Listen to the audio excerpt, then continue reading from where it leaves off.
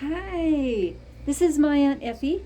Today we're going to talk about another book because that's what we do here.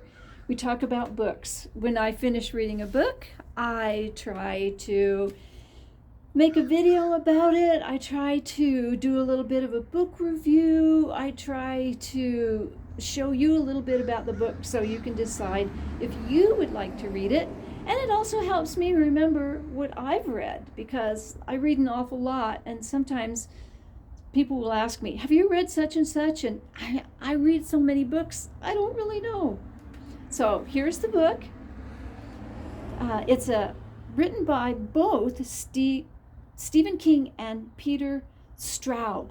I found this in a really cool bookstore in downtown Dunedin, and it was in the used book area. It was written in 1984. A quick Google search showed me that Peter Straub, although I've never heard of him before, is actually a very accomplished writer and has written many books that look amazing. So maybe at some point I will look up something that Stephen Straub wrote and maybe read it and share that on the channel. So the Talisman combines fantasy and reality in a really fantastic way. It not only drew me into the book, but I happen to love this idea of multiple dimensions. And unless you live under a rock, you know that there is a common feeling amongst a lot of people right now that we all live in a matrix. So this book touches on this idea of multiple realities, i.e., living in a matrix. Like the actual story of the Matrix, or movie of the Matrix, came out in 1984, and this book was written in 1984. But when the movie came out, this book had not actually hit the streets yet, if my research is good, and I think it is. It was 1995. Let's see, I think the Matrix movie came out in 1995, but back in 1989 we had a TV series called Quantum Leap. So the idea of multiple dimensions was actually part of our zeitgeist at the time that this book was written, which I think is pretty cool. I know I've thrown a lot of dates out there, but this book was published in 1984, just in case I'm getting everyone confused. So this is a hero's journey, which is a common way that people write books, and most of us love a hero's journey. I know I love a hero's journey.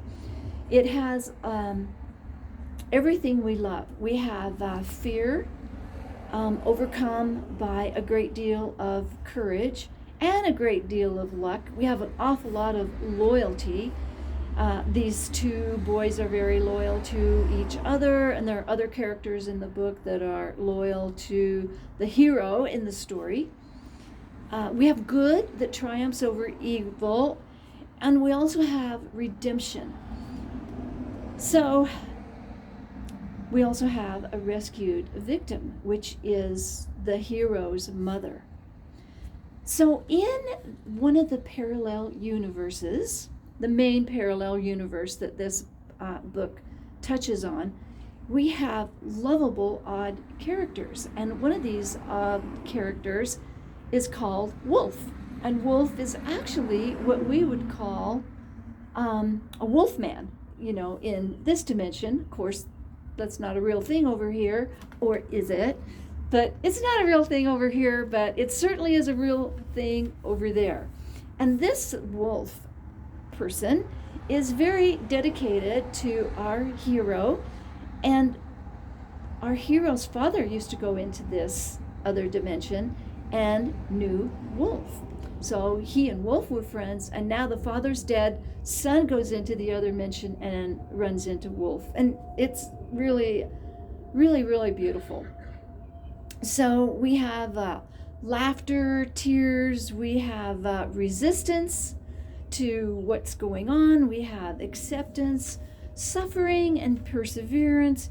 It's all here. And I'll tell you, 921 pages of absolute delight.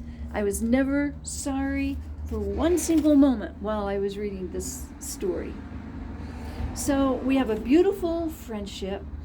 We have a lot of love running as a theme throughout the whole story that I found particularly moving. We have the two boys that are traveling together, their love for one another, and we have the love of the hero for his mother.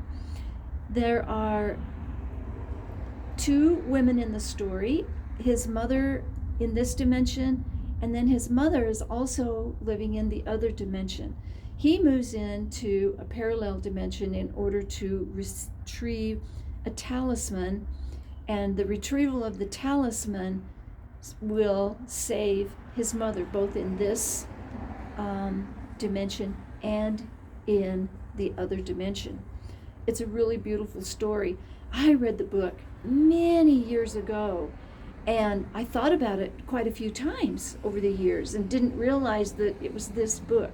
So I was so happy to be reading this book again and realize that this is the story that I've thought about over time. So there is a wonderful idea in this story that I've seen in many other stories, and it is the idea that two friends are traveling together and one becomes weak and the other one carries them. So in our story, Jack, who is our hero, his friend who's traveling with him becomes very, very weak and sick and cannot travel anymore. So Jack throws him on his back and carries him piggyback.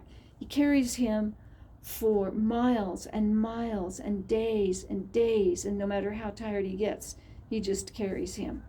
And it's a really, really beautiful story. So there's another one that's like this. If you have seen the movie Holes, they have this theme running in that movie.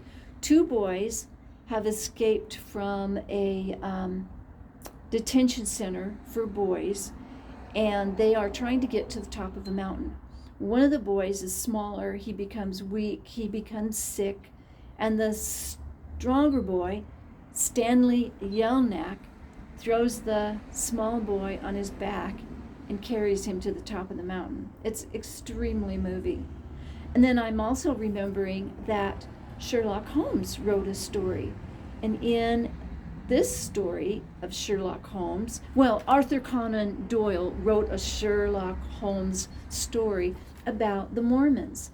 And in this story, the Mormons go over the mountain, and this part's true. The Mormons had to cross the mountain with wooden hand carts, pushing these hand carts in front of them. And in our story, there's a woman pushing a hand cart in front of her. And if you can imagine how hard it is to push a hand cart over the mountains in the cold, anything in that hand cart has to be extremely valuable to you, because it is creating so much extra work and extra hardship. And we learn as the story goes on that what this woman is pushing in her hand cart is her sister. It's a beautiful story. So, yeah, there's a lot going on in this book that is absolutely marvelous. I love everything that Stephen King has written, that I have read, and I've read a lot of it. So I recommend the book for any Stephen King fans. And I just want to say, tell me, what are you reading right now? What do you think of it? Talk to me. I love to talk about books. So if you're still watching, and no one ever is, drop me a line. Tell me something in the comments, and I'll respond to you. Have a wonderful day, and I'll talk to you later. This is my Aunt Effie. Goodbye.